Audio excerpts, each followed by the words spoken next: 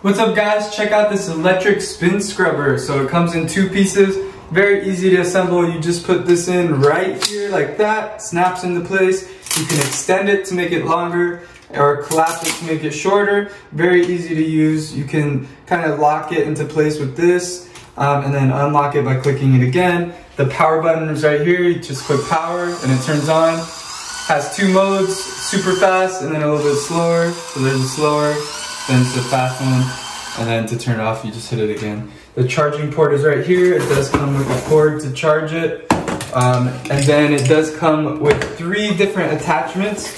So it comes with this one, and to attach you just kind of snap it into place at the top like that, and then you click the power button and it'll spin like that.